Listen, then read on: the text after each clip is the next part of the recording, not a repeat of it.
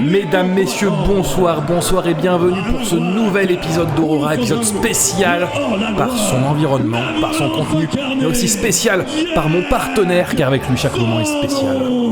Bonjour à vous, bien-aimés.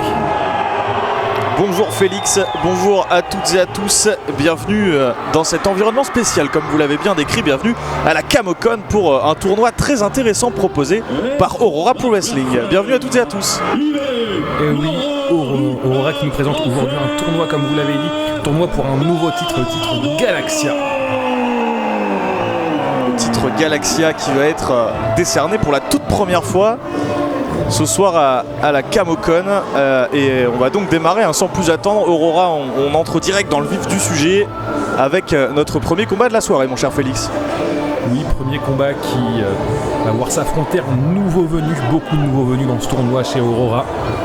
Jack sans nom, loin d'être un inconnu pour tous nos fans de catch en France, qui fera face donc au petit prodige de l'école d'Aurora, qui malheureusement manque encore d'une petite grosse victoire pour confirmer sa trajectoire, ce cher Bernardo.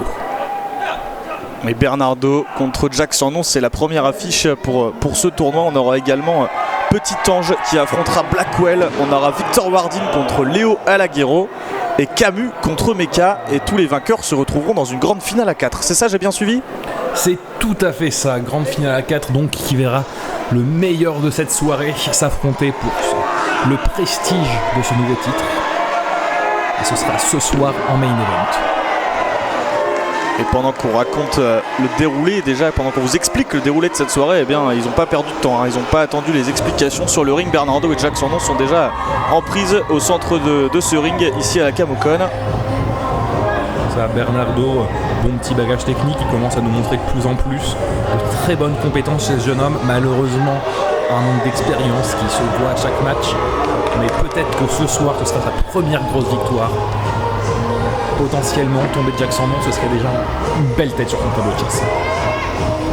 Une très belle tête, l'expérimenté Jack sans nom, qui est là dans un environnement nouveau, si je ne m'abuse, lui qui effectue donc ses débuts du côté de Aurora dans un environnement particulier, dans cette convention, dans ce salon, beaucoup de monde autour de ce ring pour voir les premiers coups de poing là, de Jack sans nom sur le visage de Bernardo. Grosse agressivité chez Jack, très grosse attitude, un profil que Bernardo n'a pas encore rencontré sur le ring, mais justement c'est ça qui va lui faire les pieds, qui va lui donner son expérience.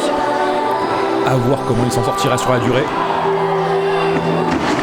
Et pour l'instant il s'en sort bien avec ses armes drague là sur Jack sans nom pour le faire valser d'un côté de l'autre.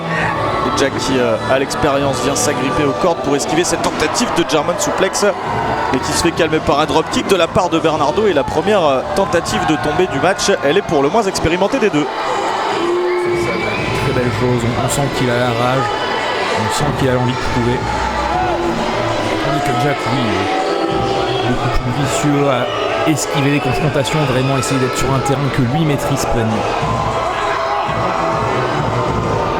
Et ce terrain, de l'extérieur du ring, il le maîtrise, lui qui est l'un des catcheurs les plus violents du circuit français. Il nous l'a montré à de multiples reprises. Alors dans ce match, il y a bien des décomptes à l'extérieur, il y a bien des disqualifications. En revanche, s'il se qualifie pour la finale, je pense que ce sera pas la même et il sera plus à l'aise, Jack sans nom.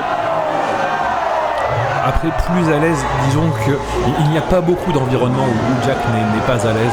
C'est quelque chose qu'on a tendance à un peu oublier à cause de son bagage un peu moins subtil, mais c'est également un très bon technicien, un très bon bagarreur. Énormément de compétences chez cet homme. Vous avez raison de le souligner, et on le voit là en train de matraquer Bernardo sur le ring. À l'expérience, il l'a eu. Bernardo est revenu dans le ring et il s'est fait accueillir par un Jack sans nom toujours aussi agressif. Tentative de tomber cette fois par Jack qui n'obtient qu'un compte de 2. Nouvelle encore tentative. On essaye de remporter les matchs rapidement également. C'est important quand on a plusieurs combats à disputer le même soir, n'est-ce pas ? C'est ça, l'énergie qui sera conservée pour le dernier match sera très importante. Car forcément, vu que tout le monde sortira d'un combat, ce sera bien plus complexe pour ceux qui seront bien plus esquintés forcément. Le public du parc des expositions de Dijon a choisi son favori. On a entendu quelques huées pour Jack sans nom. Il est habitué. Oui, c'est quelque chose pour lequel il a tendance à ne pas se démonter. Voir quelques moments, il aime bien aller haranguer la foule. Au contraire, il prend cette énergie négative et il la convertit dans le dos de son adversaire. Jackson qui vient relever Bernardo pour lui appliquer un Nightmare et enchaîner immédiatement avec un très beau collier de tête. On vient maintenir Bernardo au sol, tenter de couper la respiration, de compromettre la suite de ce match.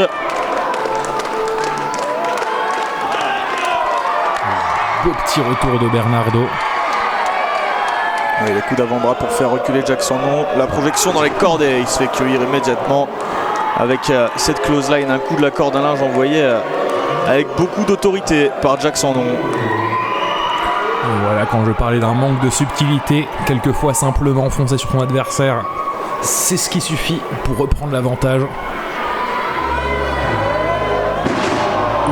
Il enchaîne avec un bel enfourchement, nouvelle tentative de tomber, encore un compte de 2. On soulignait le bon début de combat de Bernardo, c'est plus compliqué depuis quelques temps. Bernardo qui a tendance à un peu facilement se laisser dépasser.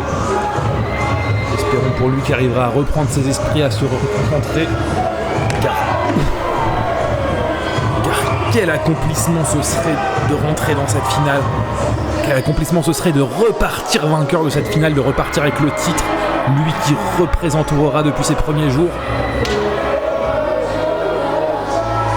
Et ce serait tout un symbole de le voir quitter la Kamokon en tant que premier champion Galaxia de l'histoire de Aurora Pro Wrestling.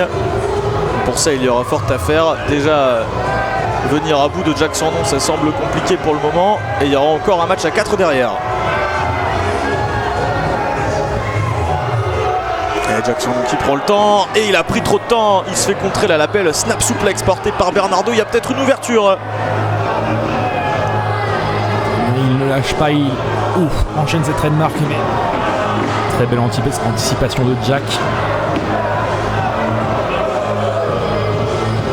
Encore une tentative de tomber pour Jackson qui obtient un nouveau compte de 2. On sent peut-être un peu de frustration grandir du côté de Jackson de ne pas venir à bout de son adversaire moins expérimenté, qui a moins de références sur le circuit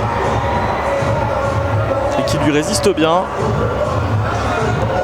Et après tout, on est vraiment dans ce genre de situation où Jack a vraiment tout à perdre, car c'est forcément lui le favori de ce match face à un jeune catcheur comme ça, aussi inexpérimenté.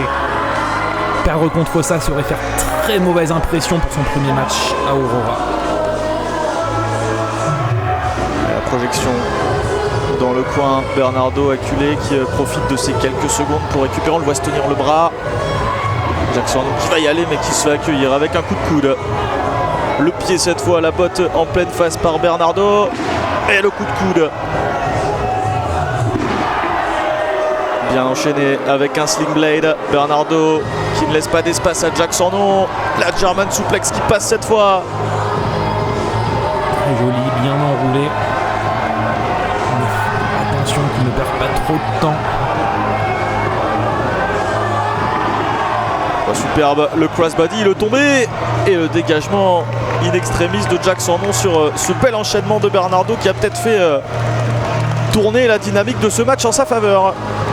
Vraiment oui, une reprise de l'avantage par Bernardo. Malheureusement, sera coupé bien court. Là, vous connaissez la malédiction du commentateur, mon cher Félix. Quand on dit quelque chose, il se passe l'inverse. C'est ça. Je devrais arrêter de commenter, c'est le message que j'en retire. Ah, c'est absolument pas ce que je dis, ça fait partie du métier. Et oui, peut porter la guigne, il y a des jeunes personnes qui risquent leur vie sur un ring. Tel est notre métier. Gros spinebuster de Jackson qui est l'une de ses manœuvres fétiches mais qui ne permet pas à Jackson de remporter la victoire et de se qualifier pour la finale. La position de Fireman's Carry dont essaye de sortir Bernardo avec des coups de coude. Ouais, superbe le coup de genou porté par Bernardo, la tentative de tomber. Ouais, la jambe intelligemment de Jackson sur les cordes. C'est là qu'on voit l'expérience de Jack.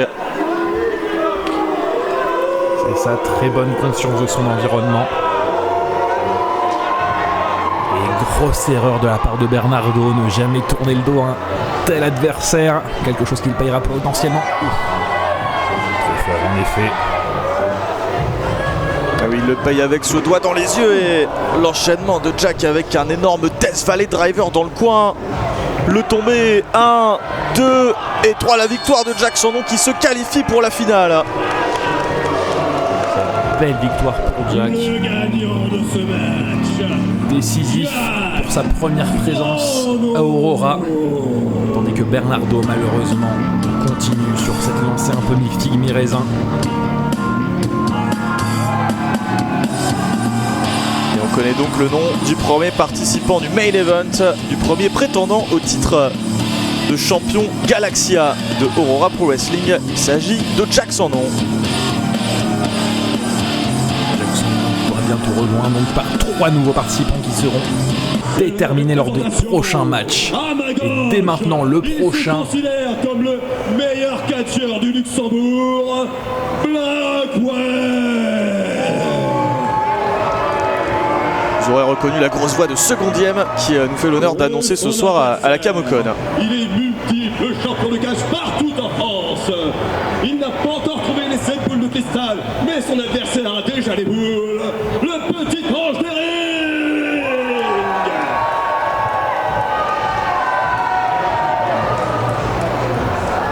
Comme magnifiquement annoncé par ce cher Secondième.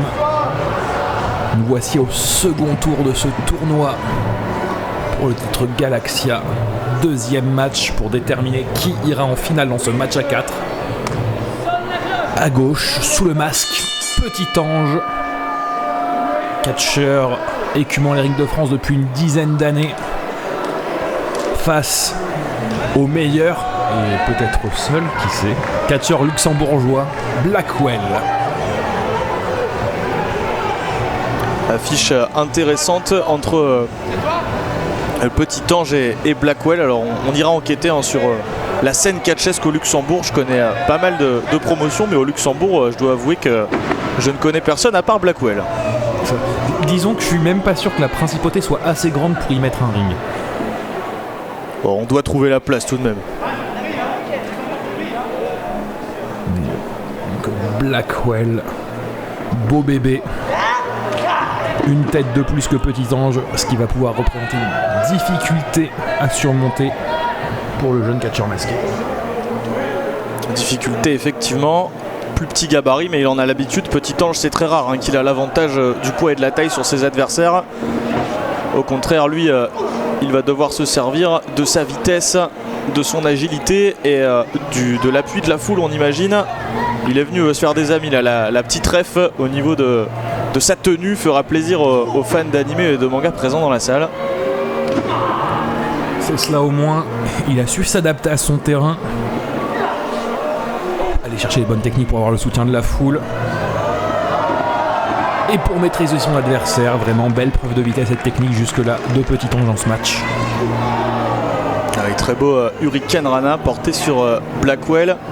C'est une grosse occasion pour Petit Ange ce tournoi de remporter son premier titre en solo, puisqu'après plus de 10 ans de carrière déjà pour Petit Ange, eh bien, il n'a remporté que des titres par équipe. Ce soir, il a eu une occasion d'être champion Galaxia. Oui, très, très bien pour sa carrière et très bien pour sa place au sein de Aurora. Lui aussi, si ce n'est pas sa première apparition, il n'a pour l'instant aucun fait d'armes notable malheureusement. Et pour l'instant, il vient d'envoyer Blackwell à l'extérieur du ring. On sait que c'est le genre de position dans laquelle Petit Ange aime mettre ses adversaires pour pourquoi pas s'élancer. Ouais, Blackwell l'a vu venir intelligemment. Petit Ange a bloqué sa tentative et le super kick envoyé en pleine tête de Blackwell qui recule.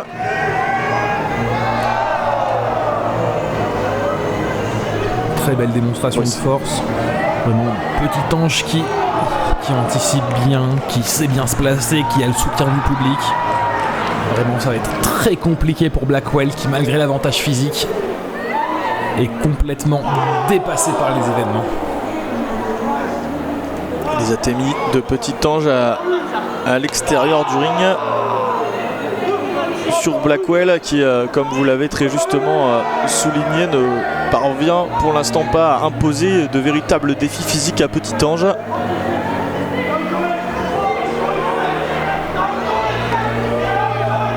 Petit Ange qui se permet même de jouer avec le public, de les inviter à profiter également. Ils sont là pour ça, ils sont autour d'un... Allez-y mon cher. Je disais, ils sont là pour ça les gens, pour profiter. C'est pour ça qu'on va voir du catch, c'est pour ça qu'on vous encourage à aller voir du catch, que ce soit au Aurora ou partout ailleurs.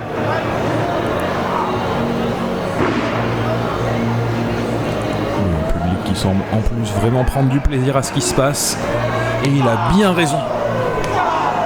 Allez, gros attémie là de Petit Ange qui prend de la hauteur, tel un véritable funambule sur la 3e corde. Oh, superbe, il a tenté d'esquiver là les avant-bras de Blackwell, mais Blackwell qui vient pousser l'arbitre. C'est très limite ça comme tactique, mon cher Félix. Très limite peut-être, mais très astucieux. Pour la première fois, Blackwell reprend le tempo dans ce combat, ce qui prouve que ça a été efficace, que c'était probablement la bonne chose à faire. On ne peut pas lui enlever ça à Blackwell. C'était bien vu, là il vient littéralement écraser la glotte de Petit Ange. On est sous les cordes pour Petit Ange. Il ne faut pas dépasser le compte de 5. Et très intelligemment, Blackwell l'a lâché au bon moment. Après bon, si la petite roublardise qui a permis de reprendre le tempo était justifiable, peut-être que là s'acharner dans un adversaire au sol dans le coin n'est pas la meilleure chose à faire. Mais pour l'instant c'est toujours diablement efficace. Blackwell qui ne laisse pas d'espace à Petit Ange, il ne laisse pas de temps, il ne lui laisse pas l'occasion de prendre de la vitesse, de la hauteur, et c'est exactement ce qu'il doit faire face à un luchador. Mais quelle hauteur! La hauteur là il vient de la prendre. Et là il vient de prendre de la hauteur pour être écrasé de plein fouet sur le ring avec une énorme souplexe.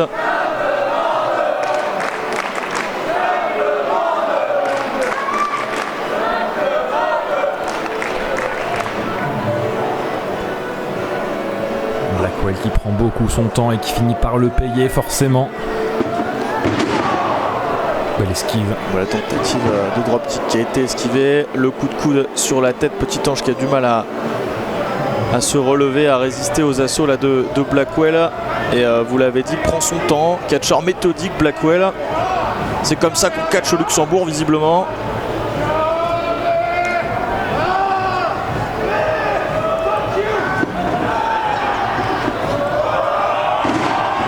Superbe le Hurricane Rana de Petit Ange, alors que Blackwell a voulu un petit peu provoquer cette foule avec un espèce de Kamehameha complètement foiré. Le coup d'avant-bras de Blackwell alors que Petit Ange est dans une position très périlleuse là sur le tablier du ring. Et encore une fois cette souplexe. Très très belle souplexe qui monte bien haut, qui s'écrase bien fort. Et qui ne parvient pas à décrocher la victoire à Blackwell pour le moment. Petit Ange qui peut être l'un des lutteurs les plus résistants également de tout le roster d'Aurora.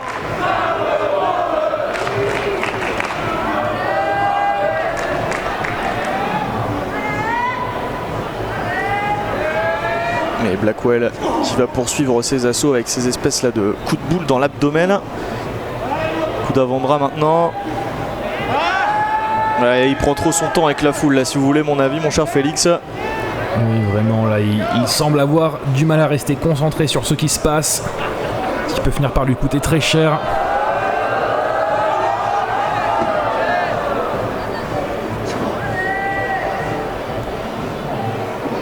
Une projection dans les cordes. Petit Ange qui en profite avec un Sunset Flip. C'est peut-être une erreur de donner de la vitesse à Petit Ange. Oh, il a failli se faire écraser, il s'est sauvé la vie littéralement. Le tombé. Ouais, dégagement au compte de 2. Si proche mais si loin de la victoire. Le backslide de Petit Ange qui n'obtient qu'un compte de 2 une nouvelle fois. Ouais, quelle close line. Et voilà, à nouveau, c'est trop tard, le public est rentré dans sa tête. Blackwell n'arrête pas de quitter son adversaire des yeux.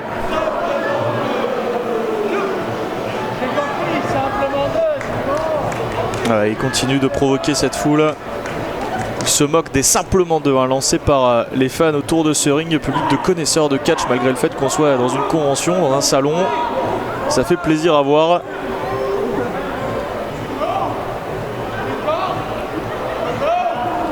Blackwell qui, rappelons-le, est là pour la deuxième fois à Aurora. En effet, il était déjà présent lors du précédent Camocon. Donc, il commence à connaître ce genre d'environnement et pourtant il ne peut pas s'empêcher de se concentrer sur le public bruyant, sur le public qui fait entendre sa voix, mais sur un public qui peut potentiellement lui faire quitter la victoire des yeux pendant certains instants. Oui, et devant ce public de la Camocon, il s'était, si je ne m'abuse, imposé face à Bernardo, c'était en 2023, pour être tout à fait exact. Ouais, superbe là la tentative de tomber un peu sortie de nulle part de la part de Petit Ange, et sur l'élan du dégagement, le springboard splash. Les deux adversaires très vite debout. Oui, on sent là qu'on arrive dans le money time de ce match entre les deux lutteurs. Il faut essayer de remporter ces matchs le plus rapidement possible, on l'a dit, il faut être en forme pour l'éventuelle finale. Oh, superbe le arm drag à la manière des luchadors mexicains portés par Petit Ange. Est-ce qu'il va pouvoir en profiter? Non. Oui, en effet, les effets du match qui commencent à se voir chez Petit Ange, mais qui malgré tout reste concentré, rattrape ses erreurs, ne lâche pas son adversaire. Magnifique springboard crossbody. Ah, dégagement in extremis, j'ai cru que c'était terminé, j'ai cru qu'on allait envoyer Petit Ange en finale. En effet, j'y ai cru une demi-seconde également. Et ça ne suffira pas. Le dropkick pour envoyer Blackwell dans une sale posture. Il est prêt pour le Tiger Fade Kick, le 619, mais ça a été esquivé par Blackwell qui vient le choper une nouvelle fois au milieu du ring. Oh, il s'est fait emmener une nouvelle fois. Est-ce que ça va passer cette fois, Félix? Magnifique. Le 619, le Tiger Fade Kick rendu célèbre évidemment par Rey Mysterio, qui est placé par Petit Ange, qui monte cette fois sur la troisième corde pour en finir. Et c'est terminé, c'est terminé. C'est terminé. Très belle victoire de Petit Ange qui a su triompher malgré un début où il survolait. Il s'est fait couper les ailes, mais il a su revenir et le voilà directement parti vers la finale pour le titre Galaxia aux côtés de Jack Sandon. Belle victoire difficile tout de même pour Petit Ange, mais il est allé la chercher avec ce splash depuis la troisième corde. Et il est donc le deuxième lutteur à rejoindre, enfin le premier lutteur à rejoindre Jack Sandon pour la finale. Savoir qui de Camus ou de Mecha va le rejoindre et qui de Victor Wardin ou de Leo Alaguero vont rejoindre les deux premiers. Et on aura une de ces réponses maintenant, mon cher Félix. Et oui, en effet. L'Arc de Triomphe, Notre-Dame et la Tour Eiffel, le catcheur préféré de ta grand-mère, l'As d'Aurora, ton catcheur préféré mais tu le sais pas encore, l'Empereur de Paris, en un mot, pas toi, en un mot, lui est le futur champion Galaxia, Camus. Oui. Comme secondième vient très longuement de le présenter, premier belligérant, Camus, que nous ne prendrons pas la peine de présenter puisque vous le connaissez bien dès maintenant. 1m80 pour 125 kilos. Big Dogs Mega.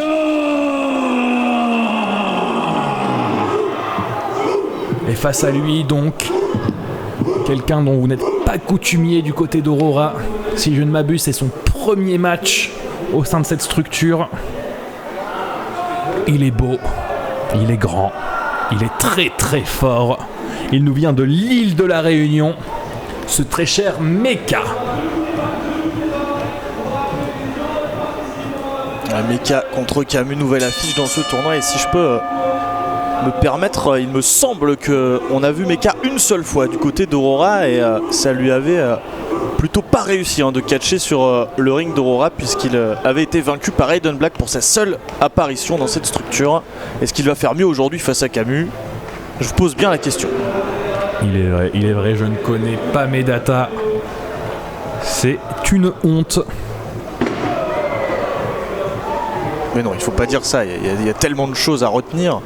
Tout ça dans nos petites mémoires, ça ne peut pas tenir, c'est pas possible, mon cher Félix. Ne vous en voulez pas pour si peu.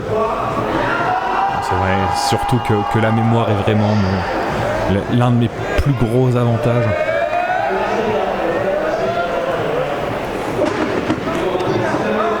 Et pendant ce temps-là, c'est parti donc entre Meka et Camus. Camus qui est sur une magnifique lancée du côté d'Aurora, vous l'avez dit, on le connaît, il est là depuis bien longtemps ici et si je parle de lancée de dynamique positive, eh bien c'est tout simplement puisque la dernière fois que nous l'avons commenté d'ailleurs ensemble, mon cher Félix, il était venu à bout d'un certain Taichi Ozawa, excusez du peu. Une très très grosse victoire de Camus qui s'inscrit dans une belle lignée car rappelons-le, déjà au volume 2 il s'était sorti grâce à son esprit. Il s'était sorti vainqueur d'un très beau match face à Joe Blazer déjà lors du volume 2. Et tout cela est bien entendu à retrouver sur cette chaîne, sur la chaîne YouTube d'Aurora. N'hésitez pas à aller voir tout ce qui est disponible, les combats, les shows. Alors que Meka est en train de rendre ses avant-bras disponibles à Camus également. Oui, Camus qui, comme on le disait, a connu pas mal d'adversaires et tout de suite les premières roublardises forcément. Qui nous disions donc a connu pas mal de bons adversaires, mais là c'est une confrontation avec laquelle il n'est pas forcément beaucoup habitué. Un colosse. Et puis Meka également, on l'a dit, pas beaucoup présent chez Aurora, un seul combat dans cette structure, mais il est présent partout en France, Meka. Il commence à être vraiment de ces lutteurs français que l'on voit partout et qui obtient de grosses victoires, de gros résultats, des titres. Attention à Meka, j'en ferai un favori certain pour ce tournoi, si je peux me permettre de mettre une pièce sur quelqu'un.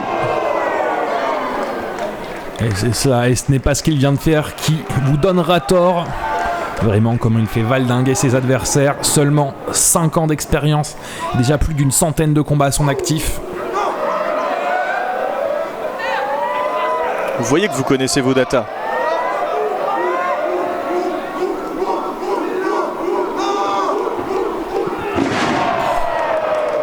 Énorme follow-away slam porté par Meka sur Camus. Et Meka intelligemment qui va chercher cette foule, qui va chercher le soutien. Et c'est pas les roublardises, comme vous le dites si justement, de Camus qui vont aider Camus à être plus populaire ici. Et voilà, illustration en plus, le coup bas porté par Camus, c'est pas possible. Après, forcément, ça ne va pas aider sa popularité, mais ce n'est pas forcément sa préoccupation première, rappelons-le. Pour lui, la victoire, c'est le plus important, quel que soit son prix.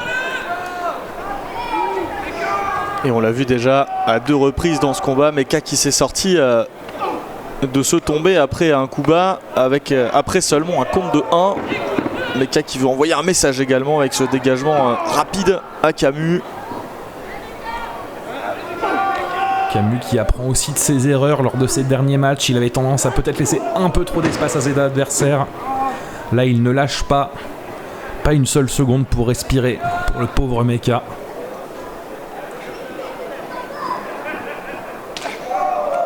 La témie de Camus qui regarde sa main, il a dû peut-être sentir plus cette atémie que Meka lui-même. Meka qui semble déterminé à lui montrer comment on fait.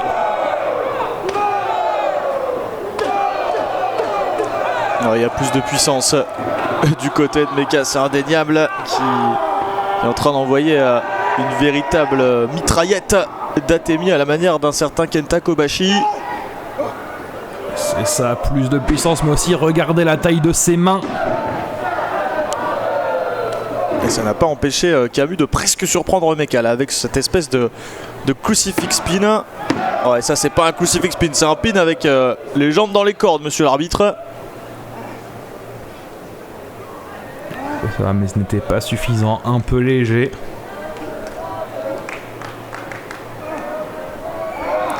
Mais Camus qui a tendance à essayer de jouer un peu avec son adversaire, essayer de lui rentrer dans la tête avant d'aller sur ce genre de technique. Là, il ne perd pas son temps. Il sait qu'il doit gagner le plus vite possible, qu'il doit être le plus frais possible s'il devait aller en finale. Donc il ne perd pas son temps directement. On va sur les techniques les plus controversées.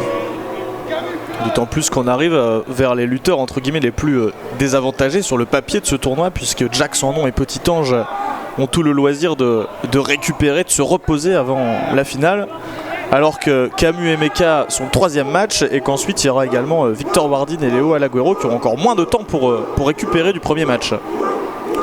C'est cela. Pour cela, la vitesse d'exécution sera vraiment un gros enjeu pour déterminer le futur vainqueur potentiellement.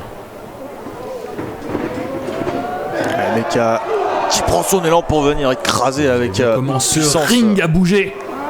Ah oui, le ring a décalé d'1 mètre sur cette manœuvre de Meka qui vient chercher la glotte de Camus, et Camus les doigts dans les yeux pour s'en sortir. Ouais, là c'est un peu gros là, monsieur l'arbitre. Suivez un peu ce qui se passe.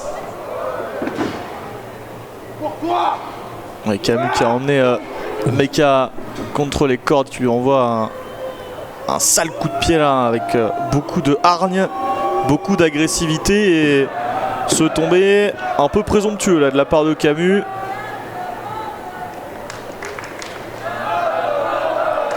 Présomptueux, mais quoi qu'il arrive, ça se tentait.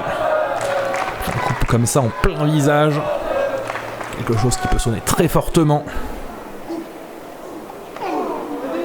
Enchaînement de coups de pied de Camus sur Meka qui ne bouge pas, qui ne chute pas, qui reste à genoux pour absorber ces coups de pied. Bloqué là, ce kick de Camus. Ouais, il lui a fait atterrir sur le genou. Très ingénieux de la part de Meka qui est en train de faire payer là ses coups de pied à Camus. Il le fait payer, il est prêt à le faire payer au centuple, lui fait prendre de la vitesse. La hauteur à laquelle il est monté. Et la vitesse avec laquelle il entre en collision avec Camus qui ne peut que se retrouver au sol. Ah, il se prend un camion en pleine face à chaque fois que Meka lui rentre dedans. Ah, là il vient de se le prendre dessus. Quel senton, c'est terminé. Camus qui survit malgré l'impact de multiples fois de ses 130 kilos. Et la résistance de Camus, on peut parler de ses tactiques, on peut parler de son esprit un peu roublard à flirter avec les règles du catch, mais on ne peut pas lui enlever qu'il est résistant dans ce combat. Allez, la projection dans les cordes. Oh, Meka qui le chope en plein vol pour venir l'écraser. Oh, cette fois-ci, le tombé 1-2. Oh, et encore un dégagement de Camus qui résiste une nouvelle fois aux assauts de Meka. Oui, comme vous le disiez, Camus capable de très belle résistance, qui a quelques belles techniques. Justement, ça rend encore plus triste de le voir constamment se baser sur ses triches, ses roublardises, ne compter que sur ça alors qu'il a tellement à nous proposer. C'est vrai que c'est dommage. Malheureusement, c'est la trajectoire de carrière que choisit Camus. Peut-être que ce soir, ça va lui permettre d'aller décrocher le titre de champion Galaxia d'Aurora, d'être le premier champion. Et peut-être après cette manœuvre, justement, le tombé 1-2. Oh, et dégagement au compte de Meka. Il s'en est fallu de peu, mais cette fois, c'était peut-être pour Camus. Il va en falloir plus.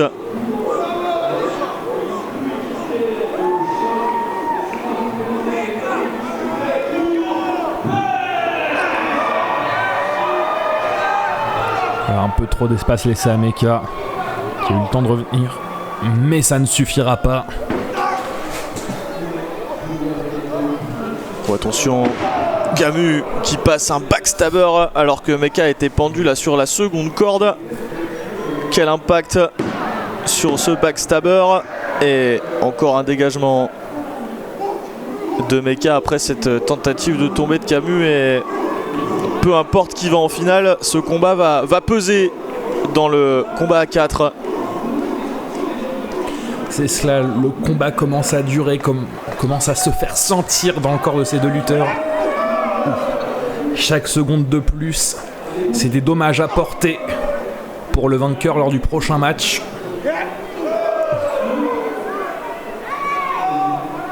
L'échange de coups d'avant-bras au centre du ring. D'avant-bras, des parpaings qu'il s'envoie. Ouais, Camus qui va accepter le défi, qui va y aller avec un Atemi.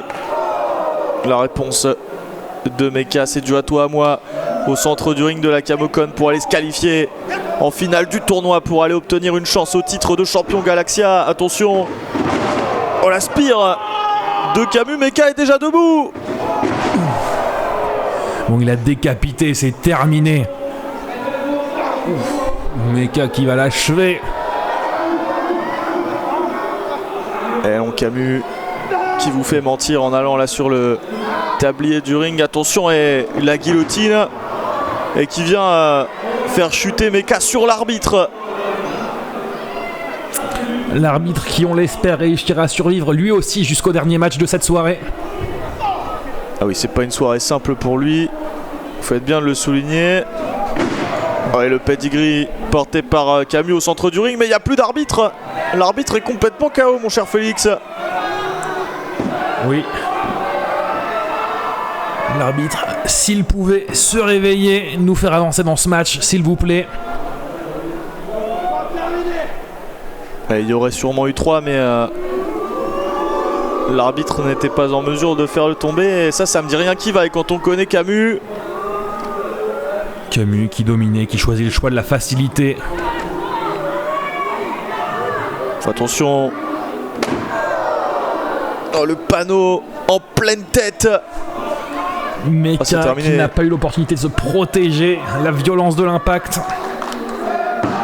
Le tombé, pas comme ça. Pas comme ça. Voilà, le dégagement de Mecha au compte de 2. La résistance de Mecha après ce coup de panneau en pleine tête.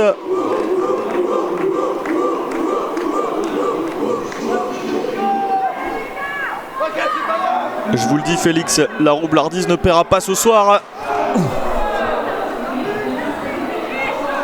Ouais, bah, le chèque commence quand même à sacrément s'accumuler. Oh non. Oh, il va pas nous la jouer comme ça. L'arbitre ne peut pas croire ça. Non, c'est pas vrai. Non, monsieur l'arbitre. Il faut qu'on lui dise là. Voir, monsieur, pas comme ça. Oh, et attention, Camus qui profite là de ce petit moment de flottement, de cette hésitation de l'arbitre, le coup bas et le coup de ceinture derrière la nuque. C'est pas vrai, la victoire de Camus qui bat Mecha pour aller en finale, mais de quelle manière? Pas comme ça. C'est toujours très difficile de regarder un match de Camus car il nous montre de belles choses. On a envie de croire en lui, qu'il est capable de se relever, qu'il est capable de faire de belles choses. Mais il faut toujours qu'il nous déçoive à la fin. Quelle déception de voir Camus s'abaisser encore une fois à ce genre de tactique, mais eh bien ça lui permet tout simplement de venir à bout de Mecha et d'être le 3e lutteur qualifié pour la finale, pour le titre de champion Galaxia. C'est cela. Si les méthodes sont discutables, au moins les résultats sont là. Quoi qu'il arrive. Il m'a fait savoir qu'il déteste la moutarde de Dijon et qu'il préfère la sauce barbecue. Il préfère la sauce barbecue. Il faut pas dire ça à Dijon. Il est auto-proclamé le soleil du catch français. Mais oh, à la Guerre.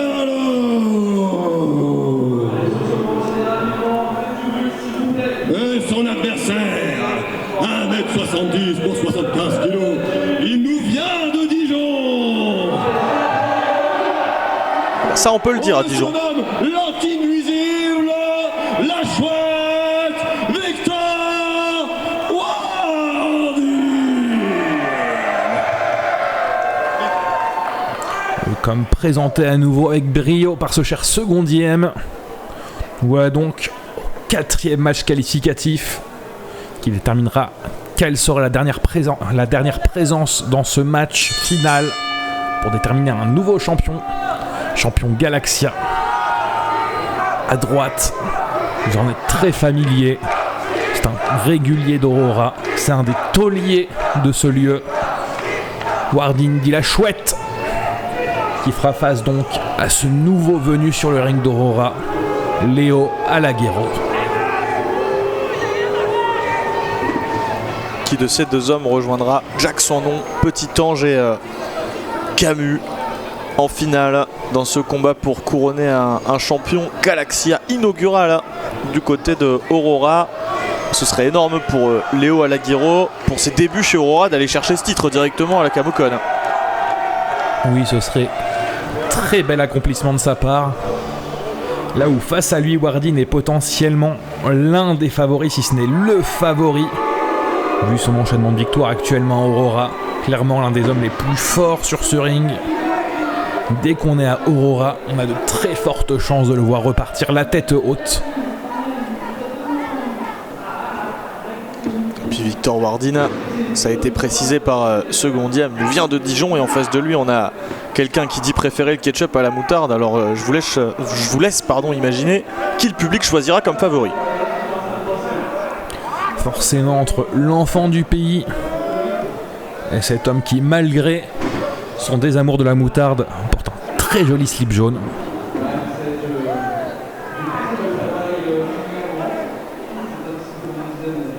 Et pour l'instant c'est Léo Alaguero qui a le dessus avec cette clé de bras. Et Victor Wardin qui me fait mentir en retournant cette même clé au centre du ring. Deux lutteurs qui essayent d'entrée de jeu d'imposer un défi technique à leur adversaire respectif. Et tout de suite on est sur de l'enchaînement, on est sur de la technique.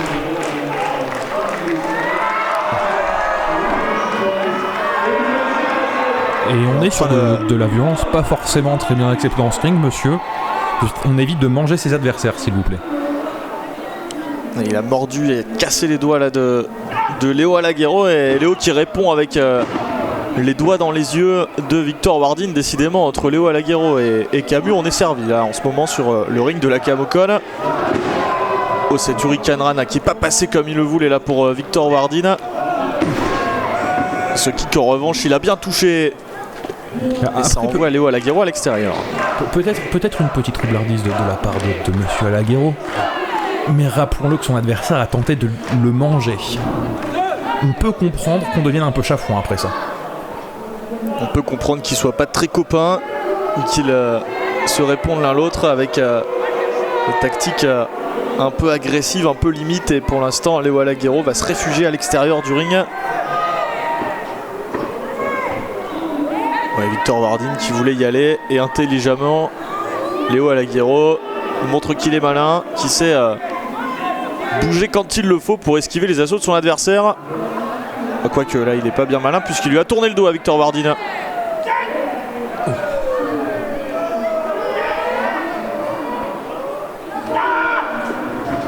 Mais malgré tout ça, il a su anticiper les attaques, il a su reprendre le tempo.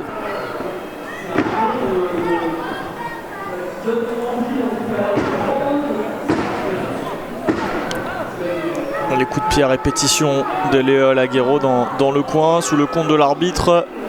On va jusqu'au bout là de ce compte de 5 secondes. Attention à ne pas se faire disqualifier, à ne pas laisser passer une chance d'aller dans le main event, d'aller remporter un titre pour une pauvre disqualification comme ça, ce serait bête. Oui, d'autant plus que Léo Alaguero a beaucoup d'intérêt à aller chercher ce titre, non seulement pour faire un statement, pour vraiment s'imposer à Aurora, mais également car c'est un homme qui, même s'il a des années d'expérience sur le circuit français, est resté beaucoup sous les radars. Peut-être que ce serait le moment pour lui ainsi de reprendre le spotlight. Effectivement, vous faites bien de le souligner, c'est peut-être le lutteur entre guillemets le moins connu des fans de catch français sur l'entièreté de ce tournoi présenté par Aurora Pro Wrestling, et c'est une bonne occasion ce tournoi de se montrer et de plus être, comme vous l'avez très justement dit, sous les radars, et ça a failli le faire là avec cette tentative de tomber, mais dégagement de Victor Wardin au compte de 2. Wardin qui perdrait énormément s'il venait à sortir perdant de ce match, car ce serait aussi la fin de sa série d'invincibilité. Lui qui fait vraiment depuis le début et une des grosses présences d'Aurora. Très peu de défaites à son actif. Je ne sais même pas si je peux m'en remémorer une seule. Oui, c'est un peu Monsieur Aurora, Victor Wardin depuis 2023. C'est tout simplement la promotion dans laquelle il s'est le plus illustré. Le plus de combats, le plus de victoires. Et pour des débuts, ce serait énorme pour Léo Alaguero de venir à bout de celui que je viens de surnommer, donc Mister Aurora. Celui que vous venez de surnommer ainsi, qui pourrait revendiquer officiellement ce titre s'il revenait vainqueur de ce match et potentiellement de la finale qui en suivrait. Et avant cette finale, à noter qu'on aura un combat très alléchant également entre Aiden Black et l'afro-wrestler Salem. Ça laissera le temps au vainqueur de ce match tout de même d'avoir quelques minutes pour se poser.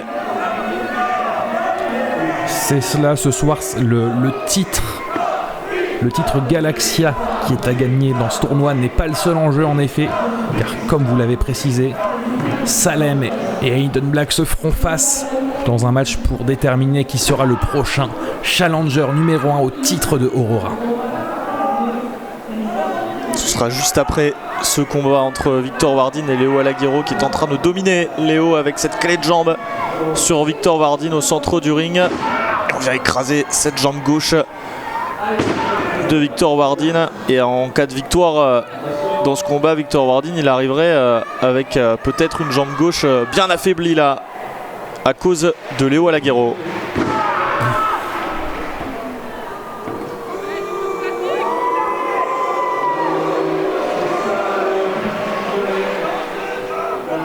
Très grand désamour du public face à Léo Alaguero. Des amours compréhensibles.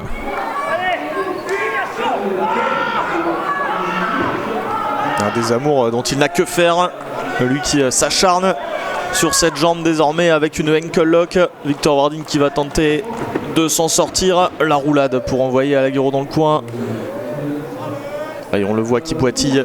Victor Wardin, c'est pas une bonne nouvelle, hein, que ce soit pour ce match ou pour une éventuelle finale.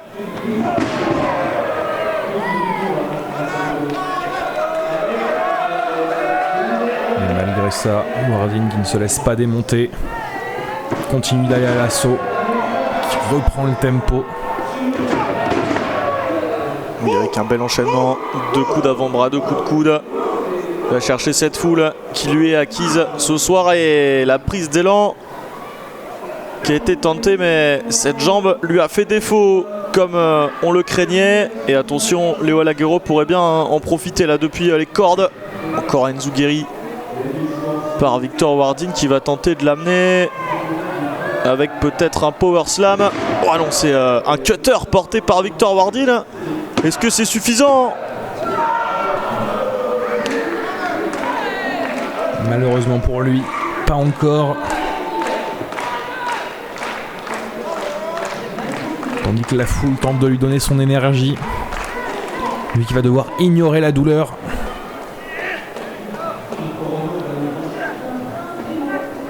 Bon, attention, le contre là de Léo Alaguero qui prend de la vitesse, le coup de genou. Busai Kuni porté à pleine vitesse, le tombé pour la victoire, peut-être dégagement à 2,99. J'allais annoncer la victoire de Léo Alaguero. Wardin, oui, qui malgré une jambe en vrac, malgré probablement une commotion après ce violent coup de genou en pleine tête, continue encore et toujours de se dégager. Attention car ça peut en devenir dangereux pour lui à ce niveau. Oh, la tentative de roundhouse kick qui a été esquivée, qui est contrée avec un nouveau cutter. Ah, il est venu complètement surprendre Léo Alaguero avec ce cutter. Est-ce qu'il va pouvoir enchaîner avec cette jambe gauche qui le fait souffrir? On est au centre du ring, il parvient pas à l'emmener comme il veut. Le roundhouse kick encore esquivé, super kick bloqué. Oui, on donne la jambe de Léo Alaguero à l'arbitre. Eh bien, pourquoi voilà, pas égalité. Ah ouais, cette fois-ci ça passe. Est-ce que c'est suffisant? Le tombé 1, 2 et 3. Oui, la victoire de Victor Wardin quasiment sur une jambe qui se hisse en finale de ce tournoi. On a donc nos 4 finalistes. C'est la très belle victoire de Wardin qui, malgré l'adversité, malgré les dégâts physiques, a su se relever, a su prendre la victoire, a su gagner sa place pour cette finale, pour le titre Galaxia.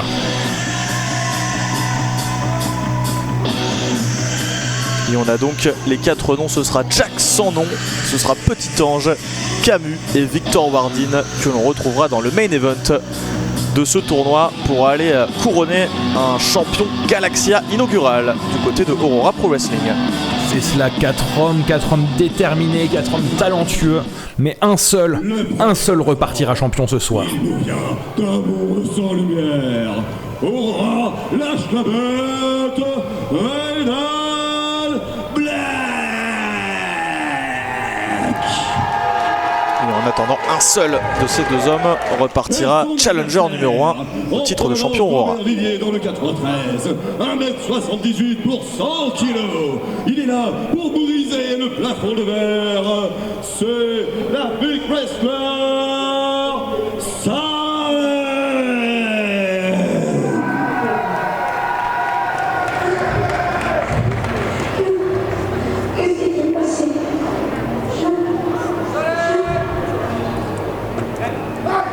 Voilà les 2 combattants en lice pour cette place de challenger numéro 1 au titre majeur d'Aurora. Salem qui a échoué aux portes de la gloire la dernière fois. En effet, lors du précédent tournoi pour le titre d'Aurora, il est arrivé en finale grâce à une victoire sur Spike Trivet. Mais malheureusement, Maggot a eu raison de lui. Et le voilà maintenant revenu en bas de l'échelle à devoir regagner sa place. Précisons tout de même que Maggot n'a pas eu raison de lui tout seul. Il a été aidé par Baby Allison, si mes souvenirs sont bons. Et tout de suite, ça veut manger des gens aussi ici. Mais qu'est-ce qu'ils ont à Dijon? Peut-être que la fameuse moutarde de Dijon leur donne faim, on n'en sait rien. On a entendu parler de moutarde avant le début du combat précédent, peut-être que ça donne des idées.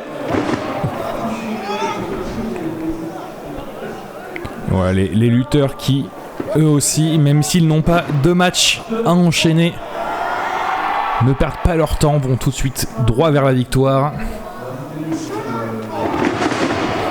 Beau dropkick porté par l'Afro-Wrestler Salem face à un adversaire qui est aussi un nom important du côté de Aurora Pro Wrestling. Et la dernière fois que nous l'avons vu, il était venu à bout de Elmer Logenek dans un combat très intense, très violent même, un match hardcore. Ça, Aiden Black qui n'a pas volé sa place ici dans ce match pour devenir challenger numéro 1. En effet, beaucoup de très beaux matchs, de très belles victoires. Rappelons-le, à son tableau de chasse, il n'y a nul autre que Gustave Lebrun, Balzac, Elmer Logenek, comme vous le disiez. Vraiment 2 pointures d'Aurora. 2 hommes avec un gros aura, 2 hommes qui ont très envie de ce titre surtout. Et encore la morsure de Aiden Black sur le pied de Salem. Décidément, comme vous le disiez, il y a quelque chose ce soir qui donne faim aux lutteurs. L'Afro-Wrestler qui s'est sorti là de cette mauvaise posture, qui est envoyé sur le tablier par Aiden Black. La tentative de clothesline qui est esquivée. Et Salem qui aime cette position pour passer peut-être un senton atomico. Et ça passe à la manière du légendaire Eddie Guerrero. Très joli. En effet, comme vous le disiez avant que nous soyons subitement interrompus par les événements, en effet, Salem n'avait pas obtenu la victoire en grande partie car Maggot a su se faire assister. Mais malheureusement, ce n'est pas ce que l'histoire retient. L'histoire retient simplement qu'il y a des gagnants et des perdants. L'histoire le retient peut-être ainsi, mais je peux vous assurer, connaissant Salem, qu'il a ce moment dans un coin de sa tête, qu'il sait qu'il avait les clés pour venir à bout de Maggot et que si ça s'était passé sans Baby Allison dans les alentours, il serait peut-être déjà champion, qui sait. Il semblerait qu'en tout cas, il ait la volonté de prouver qu'il mérite d'avoir sa chance une nouvelle fois ce soir. Et il le prouvera s'il vient à bout d'Aiden Black dans ce pré-main event du show de la Camocon présenté par Aura Pro Wrestling. Pour l'instant, l'Afro Wrestler a le dessus sur Aiden Black. Il vient ramener son adversaire dans le coin pour s'élancer dessus avec ce coup de coude à la volée de manchette presque porté par Salem, et le crachat au visage de Aiden Black. On en aura vu ce soir, mais de toutes les couleurs, hein, mon cher Félix. Oui, Salem qui présente probablement l'un des plus gros défis qu'ait connu ce cher Aiden Black, alors que pourtant il en a enchaîné des choses comme on l'a dit. Mais Salem ce soir est déterminé plus que jamais. Lui qui tient à briser ce plafond de verre, il en était plus proche que jamais. Ça construit des frustrations, ça fait des hommes qui ont tout à prouver et plus rien à perdre.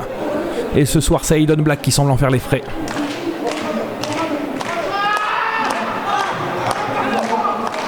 Aiden Black qui continue ses morsures. Ah, pour le coup, lui, c'est quelque chose qu'il aime, hein. Il est coutumier du fait, Aiden Black. Oh, attention, Salem qui s'est offert à Aiden Black, qui en profite là avec un sidewalk slam en plein centre du ring. Et s'il arrive à le retourner, il pourra faire le tomber. Ah, et visiblement pas assez d'énergie pour Aiden Black. Aiden Black qui a énormément souffert dans ce match jusque-là.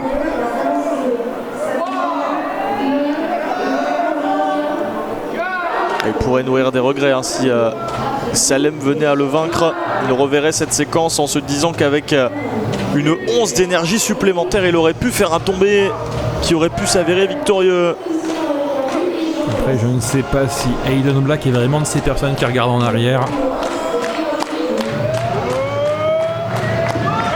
Bon, attention, la tentative là de DDT. Ça a été contré par Salem qui tente de l'emmener. C'est contré à son tour par Aiden Black, position de Fireman's Carry. L'Afro Wrestler qui s'en sort à son tour. Le kick pour contrer cette tentative de clothesline. Projection dans les cordes. Une nouvelle position de Fireman's Carry et le headbutt. Et la lariat, presque sans élan, porté par Aiden Black pour la victoire peut-être. Oh, j'ai cru qu'Aiden Black allait obtenir sa chance pour le titre majeur. Oui, vraiment, très belles offenses des deux côtés. Salem qui a beaucoup tenté, malheureusement rien de décisif n'a été porté. Et c'est le problème avec Aiden Black. Il suffit de lui laisser un tout petit peu de latitude. C'est quelqu'un qui n'a aucune considération pour sa santé ni celle des autres. Ça en fait quelqu'un d'extrêmement dangereux. Il vous parlait de latitude et là il est en train de prendre de l'altitude. Aiden Black pour s'élancer sur Salem, l'esquive de l'Afro Wrestler. M'excuserez pour ce jeu de mots évidemment, hein. Oh, c'était presque bien jusqu'à ce que vous présentiez vos excuses. Oui, le voilà. glass ceiling. Le plafond de verre.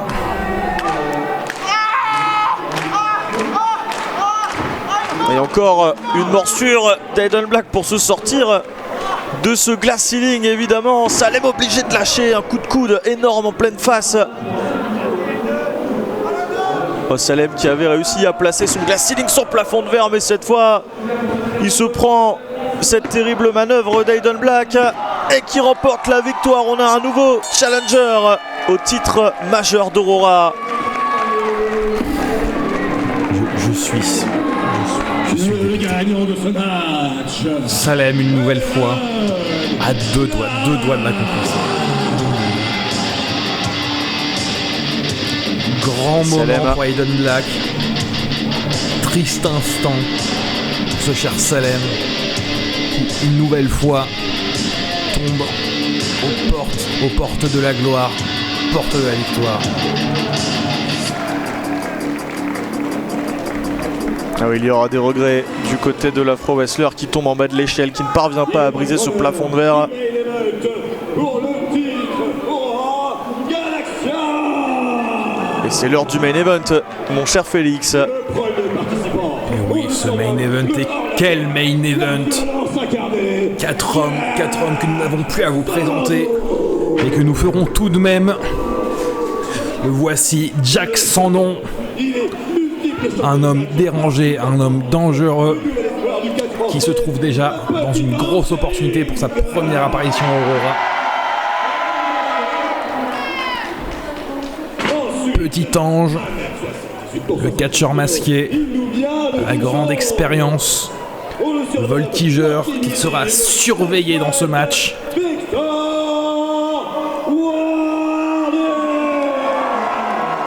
Évidemment, l'enfant du pays, le Dijonais, celui qu'on pourrait surnommer Monsieur Aurora, Wardine dit la chouette. Et enfin, pour notre plus grand des plaisirs,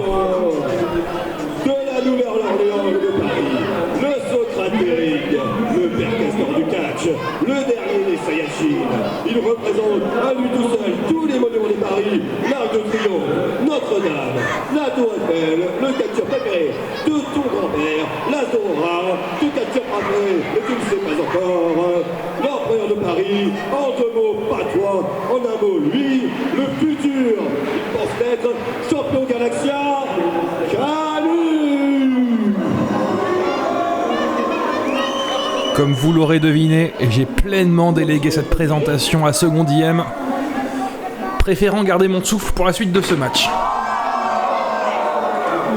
Ouais, Secondième qui se fait la bousculer par Camus alors qu'il l'a présenté comme il le souhaitait, qu'il a enchaîné ses 482 surnoms, tout ça pour se faire bousculer comme un malpropre par Camus. Oui, vraiment, grand manque de respect pour tous les gens qui rendent cet événement possible.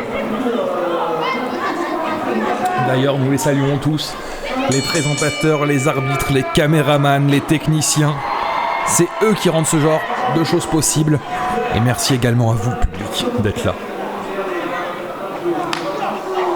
C'est parti donc entre Petit Ange, Victor Wardine, Camus et Jack sans nom qui va quitter cette convention, qui va quitter la Camocon en tant que premier champion Galaxia de l'histoire d'Aurora Pro Wrestling.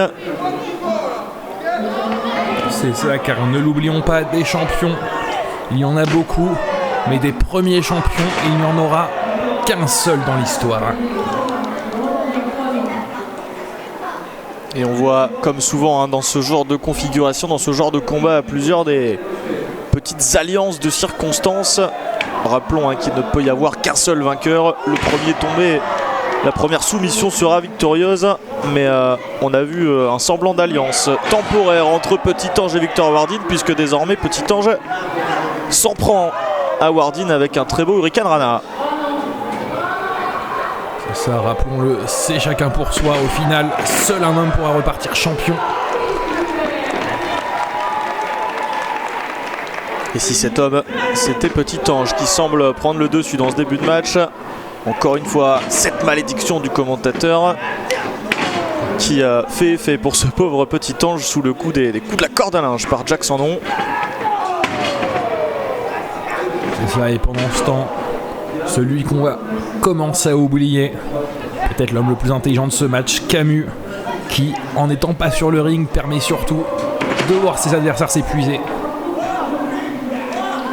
Effectivement, on s'attendait à ce genre de stratégie de la part de Camus. On est servi, même si là il est de retour dans le ring.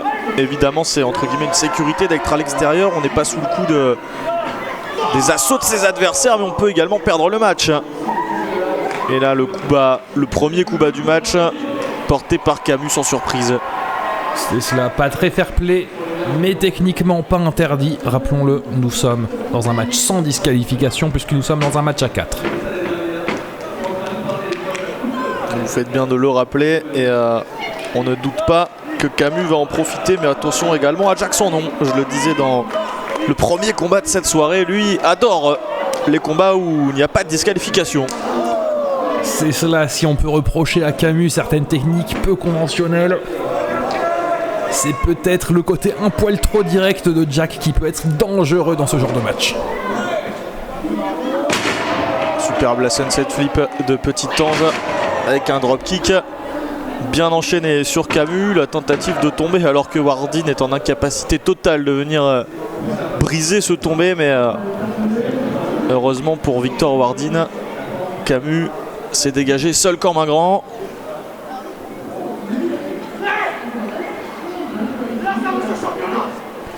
Ouais, on en parlait.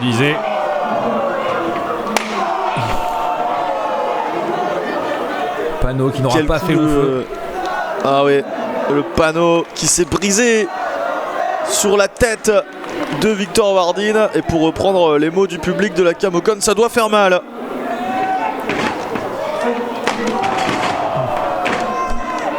En effet, ça ne doit pas faire que du bien. Jack qui distribue les sanctions et les commotions dans ce match.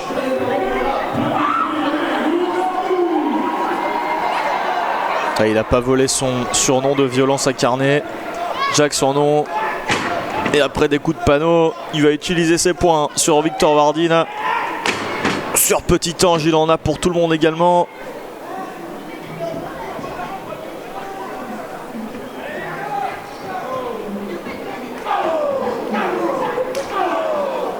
Et coup d'avant-bras à la claque de Jack son nom sur Victor Wardin. Il va se focus sur les deux lutteurs qui sont sur le ring, alors que Camus, comme vous l'anticipiez, est une nouvelle fois à l'extérieur. Superbe tirella porté par Petit Ange. Le coup d'avant-bras, la roulade pour prendre ses distances. Un beau Enzuguri pour enchaîner avec ce springboard crossbody. Et si c'était suffisant, non. Le dégagement de Jack sans nom alors que Camus refait son apparition à l'image. C'est cela, une présence à l'extérieur qui aurait pu lui coûter très cher, car comme vous le disiez, quand on est dehors on ne peut pas prendre de tombée, mais ça veut aussi dire qu'on n'est pas là pour empêcher les autres d'en faire. Absolument, c'est le danger lorsqu'on est à l'extérieur comme le fait Camus à de multiples reprises depuis le début de ce match. Et là il aurait pu regretter de ne pas être à l'extérieur si Petit Ange avait passé ce tornado DDT, mais quel souplex dans le coin porté par Camus. Camus qui semble très déterminé, vraiment vouloir ce titre.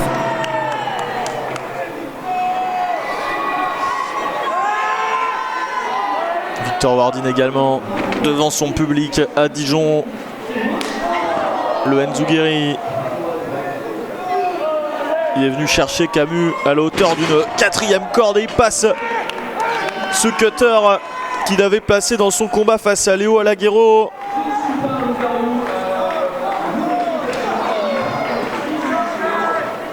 Bon, attention, Victor Wardin sur le tablier qui s'élance à l'extérieur sur Jack sans nom. Et Petit Ange, est-ce qu'il n'a pas fait une erreur là en ne restant pas concentré sur Camus? Oui, potentiellement. C'est le danger de ce genre de match. À vouloir courir après trop de lièvres, on peut finir par n'en lever aucun.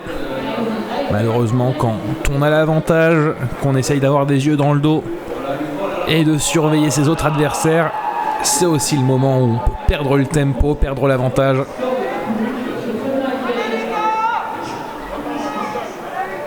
Et comme vous le dites très justement, c'est toute la difficulté de ce combat. Il faut trouver le juste milieu entre être vigilant, avoir des yeux dans le dos, c'est exactement l'expression adéquate, et rester focalisé sur les adversaires qui peuvent être assez faibles pour se faire river les épaules.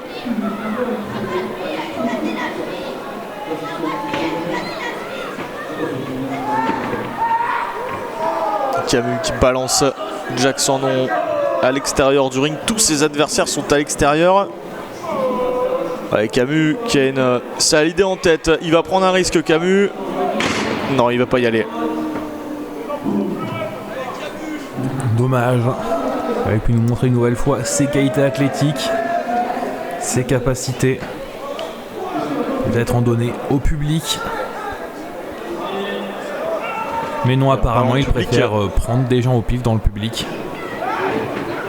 Ouf. Monsieur n'aime pas trop la critique. Non mais il a rien demandé, ce monsieur, il va se faire balancer. Attention! Mais on fait pas ça. On va pas voir des shots de catch pour se faire lancer sur Victor Wardin depuis le ring. C'est quoi ça? C'est cela, on ne va pas à ce genre d'événement pour se faire balancer ainsi, que ce soit sur Victor Wardin ou qui que ce soit d'autre. S'il vous plaît, monsieur les catcheurs, respectez votre public, évitez de les impliquer physiquement.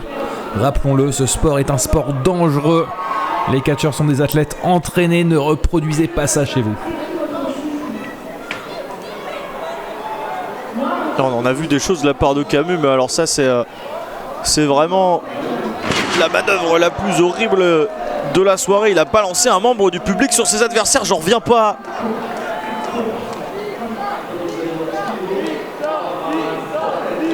Victor Wardin de retour dans le ring alors que Petit Ange a neutralisé Camus avec un DDT.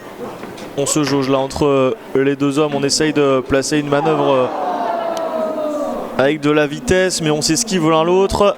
Oh, attention, c'est périlleux sur la seconde corde alors que Jackson on revient sur le ring. Il va les balancer, Félix. Oui, la manœuvre est dangereuse, la manœuvre est violente et potentiellement la manœuvre va donner à Jack la victoire pour ce premier titre. Oh, attention à Camus qui va nous faire du Jackson sur Jackson avec ce coup de panneau en pleine tête porté par Camus. Tentative de tomber sur Petit Ange, dégagement au compte de 2 alors qu'il vient de subir cette power bombe de Jack. Victor Wardin qui se dégage également au compte de 2 et la frustration de Camus qui y retourne. Ça aussi, c'est sûrement une erreur.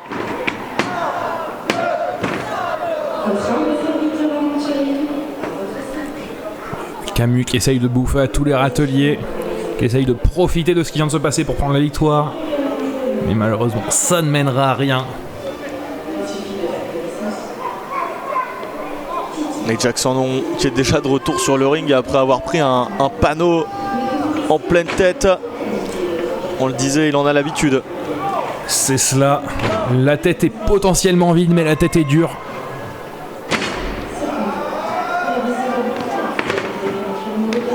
Oh, la double esquive là de Wardin et de Petit Ange sur Camus et Jackson. Un coup de pied d'un côté, un coup de pied de l'autre. Et on se retrouve face à face. Wardin qui va tenter de finir le match avec cette prise qui lui a donné tant de victoire. Ça avait été contré par Petit Ange et l'opportunisme de Camus qui enchaîne avec un neckbreaker. Le tombé pour le titre, non. Intervention de Jackson pour venir briser cette tentative de tomber. Mais oui, il faut faire très attention quand tous les protagonistes sont sur le ring. Il faut, comme vous le disiez, avoir des yeux dans le dos. Ça vous trouve chacun de ses adversaires, savoir dans quel état il se trouve. Le kick de Petit Ange et le pile driver sur Victor Wardin. Il lui a éclaté la nuque en plein centre du ring. Oh, je pense qu'on ne reverra pas Wardin d'ici la fin de ce combat.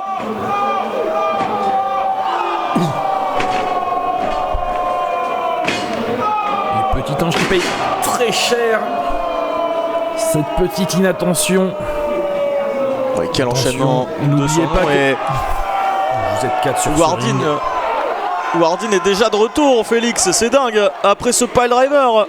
Oui, vraiment belle énergie, l'énergie du désespoir, celle du soutien de la foule. Lui qui est le favori des gens présents. Ouais, le coup de ceinture sur Victor Wardin par Camus. Ouais, le dégagement au compte de 2. Oh, Camus se voyait déjà champion. Camus voyait déjà champion, on le voyait déjà champion de la pire des manières. Mais Wardin qui continue malgré tout de se relever. On ne sait comment, on ne sait par quelle énergie, mais jamais il ne lâchera, il semblerait.